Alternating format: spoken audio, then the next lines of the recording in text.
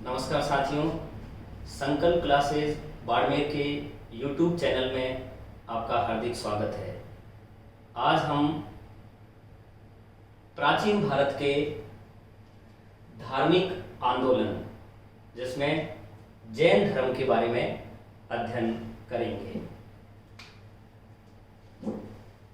6ठी शताब्दी ईसा पूर्व, 6ठी शताब्दी ईसा पूर्व भारत के मध्य गंगा घाटी के मैदान में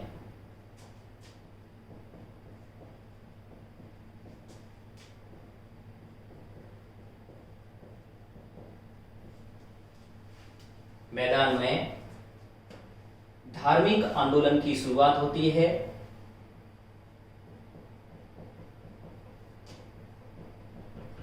धार्मिक आंदोलन की शुरुआत होती है जिनमें प्रमुख रूप से अनेक धार्मिक संप्रदायों का उदय होता है और इन धार्मिक संप्रदायों में बौद्ध धर्म और जैन धर्म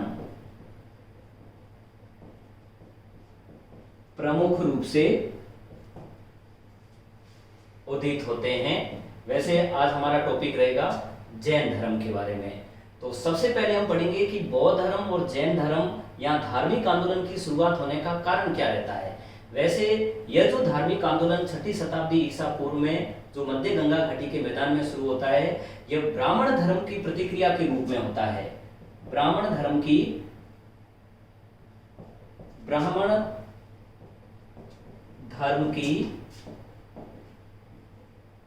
प्रतिक्रिया के रूप में इस धार्मिक आंदोलन की शुरुआत होती है। अब ब्राह्मण धर्म की प्रतिक्रिया रूप में किस तरह से इस समय वैदिक धर्म का है वो बोलबाला रहता है। वैदिक धर्म का वर्चस्व रहता है। वैदिक धर्म को ब्राह्मण धर्म भी कहा जाता है। प्रत्येक प्रकार के सामाजिक और धार्मिक कार्यों में, हर प्रकार के सामाजिक और धार्मिक कार्यों में ब्राह्मण वर्ग का है वो प्रभुत्व रहता है। ब्राह्मण वर्ग का है वह प्रभुत्व है वो रहता है। तो इस ब्राह्मण वर्ग के प्रभुत्व को तोड़ने के लिए और इस वैदिक जो धर्म का वर्चस्व रहता है, इसमें वैदिक यज्ञ कर्मकांड, वैदिक यज्ञ कर्मकांडों का है वो अत्यधिक प्रचलन रहता है। पशु बलि भी है, यह बड़ी मात्रा में है वो प्रचलित रहती है। छुआछूत या हम कह सकते हैं कि वर्ण विविधता की शुरुआत हो जाती है। वर्ण विविधता का प्रचलन रहता है और समाज का एक वर्ण, विशेषकर जो शूद्र वर्ण होता है, इस शूद्र वर्ण को उपेक्षित किया जाता है। इनको विभिन्न प्रकार के सामाजिक और धार्मिक कार्यों से है वो वंचित कर दिया जाता है।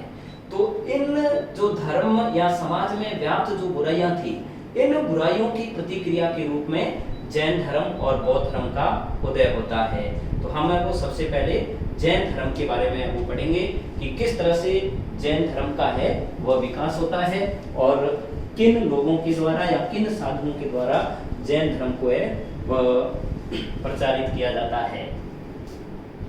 जैन धर्म संस्कृत के जिन धातु से बना है और जैन का अर्थ होता है विजेता, यानी इंद्रियों को जीतने वाला व्यक्ति जैन कहलाता है। इंद्रियों का विजेता, इंद्रियों को जीतने वाला जो व्यक्ति होता है वह जैन कहलाता है। जैन परंपरा में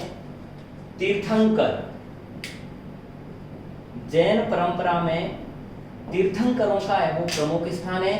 तीर्थंकर जैन धर्म के जो साधु होते हैं उन्हें कहा जाता है। और तीर्थंकर का वैसे शाब्दिक अर्थ होता है भव सागर से पार कराने वाला व्यक्ति।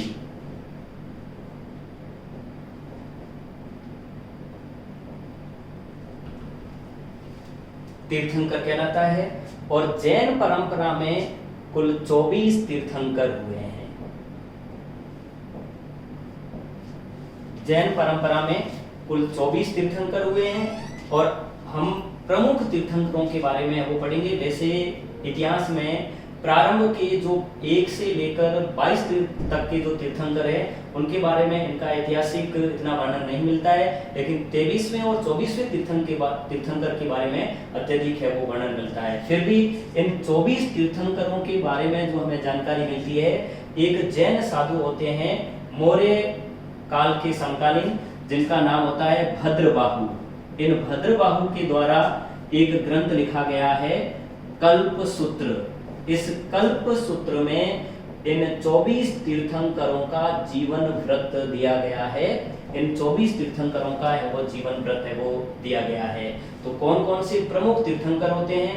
वैसे कई एग्जामों में यह सवाल पूछा जाता है कि प्रमुख तीर्थंकर और उनके प्रतीक चिन्ह क्या है, इसके बारे में। तो एक एक प्रमुख तीर्थंकरों के बारे में वो पढ़ेंगे। प्रथम तीर्थंकर होते हैं ऋषभदेव। ऋषभदेव जिन्हें आदिनाथ भी कहा जाता है, आदिनाथ भी कहा जाता है, और इन्हें केसरिया नाथ भी कहा जाता है। केसरिया नाथ भी कहा जाता है। राजस्थान के उदयपुर में केसरिया नाथ जी का वो धाम है। तो ये ऋषभदेव से संबंधित है वो यह स्थल है। तो प्रथम तीर्थंकर ऋषभदेव, जिन्हें आदिनाथ भी कहा जाता है, केसरिया नाथ भी कहा जाता है, और इनका संबंध है वह अयोध्या से होता है। अयोध्या में इनका जन्म होता है। और ऋग्वेद में ऋषभदेव का प्रथम उल्लेख मिलता है। ऋषभदेव का जो प्रथम उल्लेख मिलता है, प्रथम उल्लेख जो मिलता है वह ऋग्वेद में मिलता है। ऋग्वेद में ऋषभदेव का प्रथम उल्लेख मिलता है। वैसे जैन जो तीर्थंकर है उनमें 2 तीर्थंकरों का, एक तो प्रथम तीर्थंकर ऋषभदेव का, और एक 22वें तीर्थंकर होते हैं जिनका नाम होता है अरिस्टीनेमी। अरिस्टीनेमी, इनका भी उल्लेख है, यह ऋग्वेद में है वो मिलता है। तो इस तरह से 2 तीर्थंकरों का उल्लेख है, यह ऋग्वेद में है वो मिलता है। और ऋषभदेव का जो प्रतीक चिन्ह है वह है वृषभ।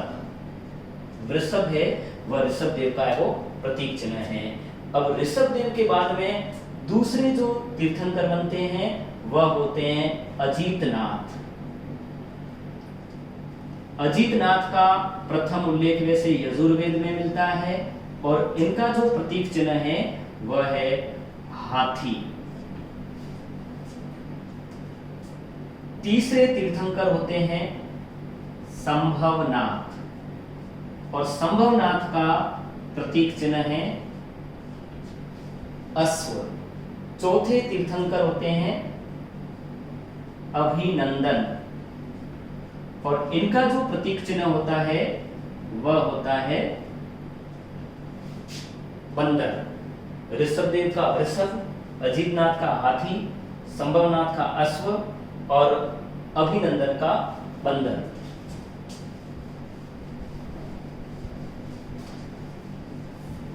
अगले प्रमुख तीर्थंकर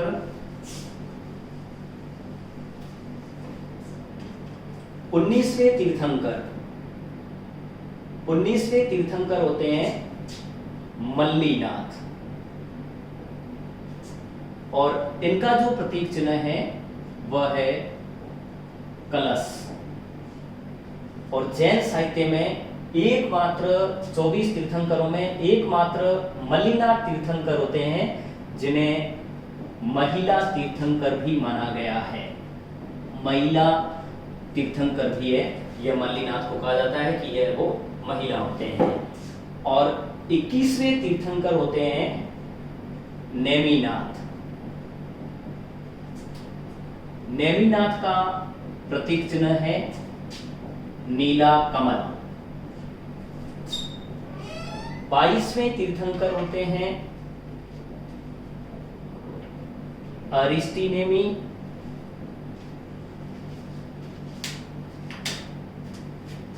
और अरिस्टीनेमी का जो प्रतीक चिन्ह है वह है शंख। इस अरिस्टीनेमी का भी प्रथम उल्लेख है, यह ऋग्वेद में मिलता है। ऋग्वेद में इनका प्रथम उल्लेख मिलता है। और अरिस्टीनेमी के बारे में यह कहा जाता है कि यह महाभारत के समय इनका है वो अस्तित्व होता है, और भगवान श्री कृष्ण के समकालीन है वो माना गया है। श्री कृष्ण के समकालीन इन्हें है वो माना गया है। अब 22वें तीर्थंकर के बाद में 23वें जो प्रमुख तीर्थंकर होते हैं वह होते हैं पार्श्वनाथ, और पार्श्वनाथ का प्रतीक चिन्ह है सर्प। और 24वें तीर्थंकर होते हैं महावीर स्वामी। और महावीर स्वामी का जो प्रतीक चिन्ह है वह है सिंह। तो इस तरह से है ये प्रमुख तीर्थंकर और उनके प्रतीक चिन्ह हैं। अब हम 23वें तीर्थंकर पार्श्वनाथ के बारे में पढ़ेंगे कि पार्श्वनाथ के द्वारा है वह जैन धर्म के संबंध में वो उनका क्या योगदान रहता है। 23वें तीर्थंकर पार्श्वनाथ।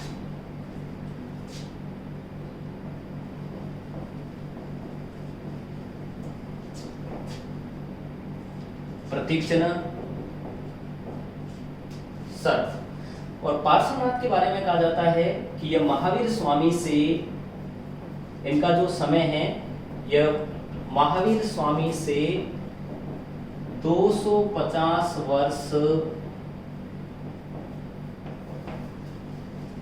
पूर्व का समय है। पार्श्वनाथ काशी नरेश अश्वसेन, काशी नरेश अश्वसेन के पुत्र थे। 30 वर्ष की अवस्था में 30 वर्ष की आयु में ज्ञान प्राप्ति के लिए, ज्ञान की खोज के लिए यह घर त्याग करते हैं और समेध शिखर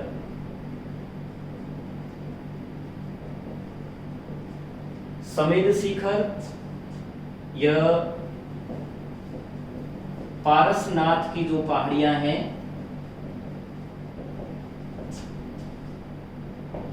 वर्तमान में झारखंड में है, इस समेध शिखर पर पार्श्वनाथ को ज्ञान की प्राप्ति होती है। वैसे समेध शिखर जैनों का एक प्रमुख तीर्थ स्थल है जिसका संबंध है यह पार्श्वनाथ से है, और पार्श्वनाथ को यहाँ पर ज्ञान की प्राप्ति होती है। और पार्श्वनाथ के द्वारा श्वेत वस्त्र धारण करने के उपदेश दिए जाते हैं। श्वेत वस्त्र धारण करने का जो उपदेश है, जैन साधु श्वेत वस्त्र धारण करते हैं, तो श्वेत वस्त्र धारण करने का जो उपदेश है यह पार्श्वनाथ के द्वारा है वो दिया जाता है। और जैन धर्म में पंच महाव्रत,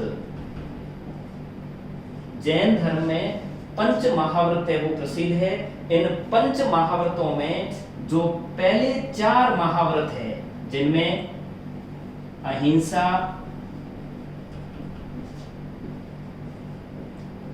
सत्य, असत्य,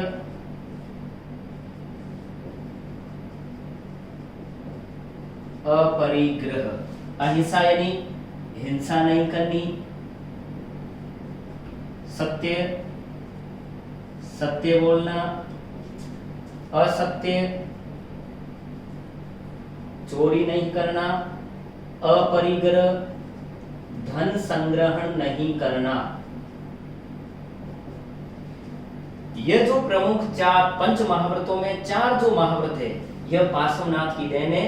और 5वां जो महाव्रत है वह है ब्रह्मचर्य। 5वां महाव्रत है ब्रह्मचर्य, और यह जो 5वां महाव्रत है यह महावीर स्वामी के द्वारा जोड़ा जाता है, यानी महावीर स्वामी की यह देन है वो माना जाता है। तो जैन धर्म के जो पंच महाव्रत हैं, उन पंच महाव्रतों में प्रथम जो 4 महाव्रत है, अहिंसा, सत्य, असत्य, अपरिग्रह, यह है, यह पार्श्वनाथ की देन है। और 5वां महाव्रत बाद में महावीर स्वामी के द्वारा जोड़ा जाता है, जो ब्रह्मचर्य है।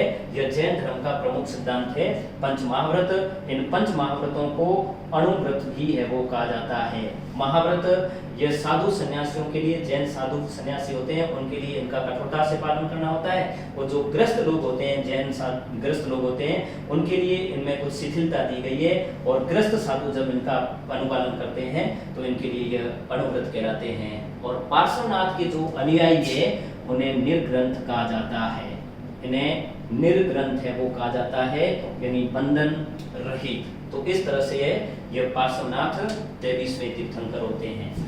अब पार्श्वनाथ के बाद में 24वें जो प्रमुख तीर्थंकर होते हैं वह है महावीर स्वामी।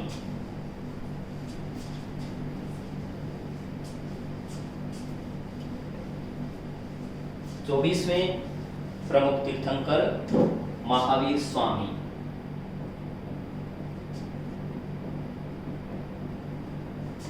चौबीसवें तीर्थंकर होते हैं, इनका प्रतीक चिन्ह होता है सिंही। महावीर स्वामी को जैन धर्म का वास्तविक संस्थापक कहा जाता है।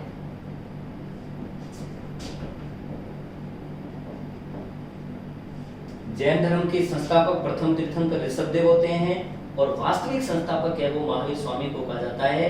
वास्तविक संस्थापक इसलिए कहा जाता है कि जैन धर्म का सर्वाधिक जो प्रचार प्रसार होता है वह महावीर स्वामी के समय होता है, महावीर स्वामी के द्वारा होता है। इस कारण है वो महावीर स्वामी को है वो वास्तविक संस्थापक कहा जाता है।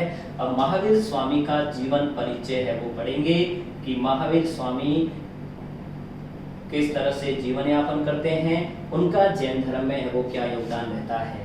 इनका जन्म, वैसे जन्म के संबंध में, महावीर स्वामी के जन्म के संबंध में 2 मत है वो प्रचलित है। कई इतिहासकार मानते हैं कि इनका जन्म है वह 540 ईसा पूर्व में हुआ, और इनकी मृत्यु है यह 468 ईसा पूर्व में हुई। 540 ईसा पूर्व में इनका जन्म होता है और 568 ईसा पूर्व इनकी मृत्यु होती है। एक मत यह प्रचलित है कि इनका जन्म है यह 599 ईसा पूर्व होता है, और इनकी मृत्यु है यह 527 ईसा पूर्व होती है। यानी यह लगभग 72 वर्ष का है वो आयु जीवन जीते हैं। 72 वर्ष तक है इनका है वो काल रहता है। जन्म 540 ईसा पूर्व या 599 ईसा पूर्व में, और मृत्यु है वो 568 ईसा पूर्व या 527 ईसा पूर्व। वैसे अधिकतर जो इतिहासकार है वह सर्वमान्य मत यह है कि इनका जन्म 599 ईसा पूर्व में होता है और इनकी मृत्यु है वो 527 ईसा पूर्व में होती है। अब इनका जन्म स्थान, महावीर स्वामी का जन्म वैशाली के कुंड ग्राम में, वैशाली के कुंड ग्राम में, वर्तमान में यह स्थान बिहार में है, और इस स्थान का वर्तमान में नाम वासुकुंड है। यहाँ पर वैशाली के कुंड ग्राम में इनका जन्म होता है। जन्म का कुल ज्ञात्रक क्षत्रिय कुल में, ज्ञात्रक क्षत्रिय कुल में इनका जन्म होता है। वैसे 24 तीर्थंकरों के बारे में यह कहा जाता है कि इनका सभी का जन्म है वो क्षत्रिय कुल में होता है। भगवान बुद्ध के बारे में भी यह माना जाता है कि उनका भी जन्म है वह क्षत्रिय कुल में होता है। और इनका कुल गोत्र जो होता है वह होता है कश्यप। इनके पिता का नाम होता है सिद्धार्थ। भगवान बुद्ध का बचपन का नाम सिद्धार्थ होता है, और महावीर स्वामी के पिता का नाम है वो सिद्धार्थ है। इनकी माता का नाम त्रिशला। बचपन से ही अध्यात्म की ओर है वो इनकी प्रवृत्ति ज्यादा रहती है, और इनके पिता के द्वारा है, इनका है वो अस्त्र शस्त्र की शिक्षा दी जाती है, लेकिन इनका ध्यान फिर भी है वो ये अध्यात्म की ओर है वो रहता है। और इनका विवाह किया जाता है, पत्नी का नाम होता है यशोदा, एक पुत्री होती है जिसका नाम होता है प्रियदर्शना, और महावीर स्वामी के बचपन का नाम होता है वर्धमान। महावीर स्वामी के बचपन का नाम वर्धमान होता है, तो कई जैन लोगों के जो व्यापारिक प्रतिष्ठान है उनका है वो वर्धमान नाम हो रहता है, तो बचपन का नाम होता है वर्धमान। इनके प्रमुख शिष्य होते हैं जामाली, प्रमुख शिष्य भी होते हैं और प्रथम शिष्य भी होते हैं जामाली, और बाद में ये इनके दामाद भी बनते हैं, यानी प्रियदर्शना का विवाह है यह इस जामाली से वो किया जाता है। यह महावीर स्वामी के प्रमुख शिष्य भी होते हैं और बाद में इनके दामाद भी है वो बनते हैं। अब महावीर स्वामी या वर्धमान जब 30 वर्ष की अवस्था के होते हैं, 30 वर्ष की आयु में ज्ञान प्राप्ति के लिए यह गृह त्याग करते हैं। अपने बड़े भाई नंदीवर्धन की आज्ञा लेकर यह ज्ञान प्राप्ति के लिए घर का त्याग करते हैं और 12 वर्ष की कठोर तपस्या करते हैं। और 12 वर्ष की कठोर तपस्या के बाद में जब इनका आयु काल है वो 42 वर्ष के होते हैं, तो 42 वर्ष की आयु में 30 वर्ष से घर से त्याग करते हैं, 12 वर्ष की कठोर तपस्या करते हैं। जब महावीर स्वामी की आयु है वो 42 वर्ष होती है, इस समय इनको है वो ज्ञान की प्राप्ति होती है। इनको ज्ञान की प्राप्ति होती है जंभिका ग्राम में, वैशाली के पास में ही होता है जंभिका ग्राम, और यहाँ पर एक नदी ऋजुपालिका नदी बहती है। इस ऋजुपालिका नदी के किनारे साल वृक्ष होता है। इस साल वृक्ष के नीचे वैशाख शुक्ला त्रयोदशी को ज्ञान की प्राप्ति होती है। और ज्ञान की प्राप्ति होती है, वैसे ज्ञान प्राप्ति को जैन साहित्य में कैवलीन कहा गया है। कैवल्य की प्राप्ति होती है, कैवल्य कहा गया है। तो कैवल्य की प्राप्ति होती है, ज्ञान की प्राप्ति होती है वैशाख शुक्ला त्रयोदशी को, और वैशाख शुक्ला त्रयोदशी को महावीर जयंती मनाई जाती है। महावीर जयंती यह वैशाख शुक्ल त्रयोदशी को मनाई जाती है। इस दिन है वो उनको ज्ञान की प्राप्ति होती है, और ज्ञान की प्राप्ति के बाद में महावीर स्वामी यानी वर्धमान से यह महावीर कहलाए, वर्धमान से यह कैवलीन कहलाए, वर्तमान से यह अहरत कहलाए। यानी ज्ञान प्राप्ति के बाद में वर्तमान है यह महावीर, कैवलीन और अहरत है वो यह कहलाए। अब भगवान महावीर स्वामी को ज्ञान की प्राप्ति होने के बाद में इन्होंने अपने ज्ञान के प्रचार प्रसार के लिए भारत के विभिन्न क्षेत्रों का वो दौरा किया और अपने अनुयायी बनाए और जैन धर्म का वो विस्तार किया। अब भगवान महावीर स्वामी के द्वारा अपना प्रथम उपदेश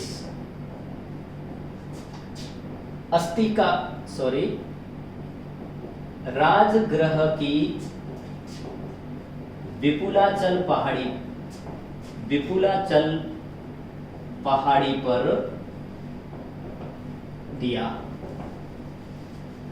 इनका प्रथम शिष्य यह जामाली बनता है, प्रमुख शिष्य होता है, बाद में इनका दामाद भी बनता है। भगवान महावीर स्वामी के द्वारा अपने सर्वाधिक या अपना प्रथम वर्षावास यानी अपना प्रथम चतुर्मास है इनके द्वारा अस्तिका ग्राम में, अस्तिका ग्राम यह भी वैशाली के पास में है, यहाँ पर इनके द्वारा अपना प्रथम वर्षावास है वो व्यतीत किया जाता है। भगवान महावीर स्वामी के द्वारा अपने सर्वाधिक जो वर्षावास होते हैं, यह सर्वाधिक वर्षावास वैशाली में किए जाते हैं। सर्वाधिक वर्षावास और यहीं पर है वो इनके द्वारा सर्वाधिक है वो उपदेश दिए जाते हैं। प्रथम वर्षावास यहाँ किया जाता है और प्रथम उपदेश भी यहीं पर दिया जाता है। सर्वाधिक वर्षावास और सर्वाधिक उपदेश है इनके द्वारा वैशाली में दिए जाते हैं। और भगवान महावीर स्वामी के द्वारा अपना अंतिम वर्षावास या अपना अंतिम जो उपदेश है यह पावापुरी में दिया जाता है। पावापुरी यह मल महाजनपद की है वो राजधानी होती है और यहीं पर भगवान महावीर स्वामी की 72 वर्ष की आयु में, 72 वर्ष की आयु में कार्तिक अमावस्या को, कार्तिक अमावस्या को यानी इस दिन दीपावली मनाई जाती है और इसी दिन, दीपावली के दिन इनकी मृत्यु होती है। वैसे इस मल महाजनपद की 2 राजधानियां होती है, एक पावापुरी और एक होती है कुशीनारा। इस कुशीनारा में भगवान बुद्ध की मृत्यु होती है और पावापुरी में महावीर स्वामी की है वो मृत्यु होती है। महावीर स्वामी के जीवन काल में 11 प्रमुख है वो शिष्य होते हैं। महावीर स्वामी के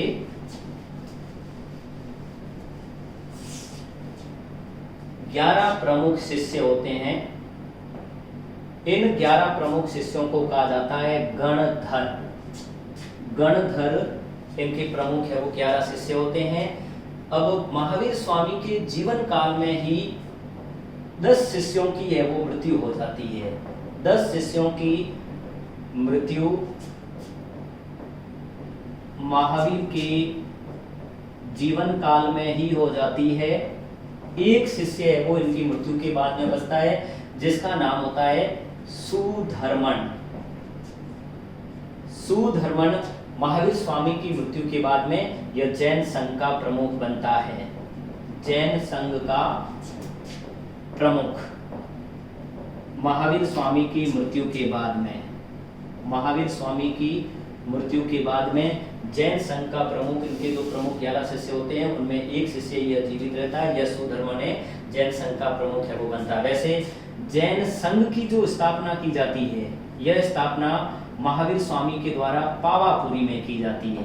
पावापुरी में महावीर स्वामी के द्वारा है यह जैन संघ की है वो स्थापना की जाती है। और महावीर स्वामी के समय ही जैन संघ में महिलाओं को प्रवेश दिया जाता है और जैन संघ में शामिल होने वाली जो प्रथम महिला होती है, जैन संघ में शामिल होने वाली जो प्रथम महिला होती है वह पास का एक राज्य होता है चंपा। चंपा के राजा होते हैं दधिवाहन, राजा दधिवाहन।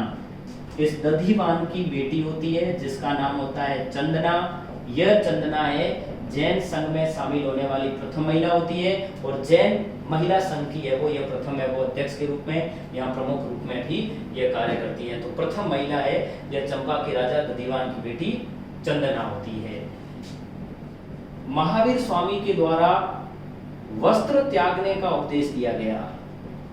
वस्त्र त्यागने का उपदेश दिया गया यानी जैन जो साधु है वह ज्ञान प्राप्ति के बाद में है वो वस्त्र है वो त्याग सकते हैं। तो यह वस्त्र त्यागने का जो उपदेश है यह महावीर स्वामी के द्वारा दिया गया। यानी महावीर स्वामी है यह मूलतः है वो दिगंबर पंथी है वो होते हैं, दिगंबर पंथी होते हैं। तो वस्त्र त्यागने का उपदेश है यह महावीर स्वामी के द्वारा है वो दिया जाता है। और महावीर स्वामी के जो अनुयायी होते हैं, महावीर स्वामी के जो अनुयायी है इन्हें निर्ग्रंथ भी है वो कहा जाता है। निर्ग्रंथ यानी बंधन रहित इनके वो अनुयायी कहे जाते हैं। और बौद्ध साहित्य में महावीर स्वामी को निगुंठनाथ पुत्र, निगुंठनाथ पुत्र भी कहा जाता है। तो इस तरह से महावीर स्वामी के द्वारा है अपने 72 वर्ष की आयु तक है वो जीवन यापन किया गया और जैन संघ का है वो सर्वाधिक प्रचार प्रसार किया गया और जैन संघ का सर्वाधिक प्रचार प्रसार करने के कारण ही इन्हें जैन धर्म का वास्तविक संस्थापक कहा जाता है। तो आज इतना ही। अगला वीडियो है वो शीघ्र लेकर हम जैन धर्म के प्रमुख सिद्धांत और विशेषताओं के बारे में वो शीघ्र ही लेके आएंगे। तब तक के लिए नमस्कार।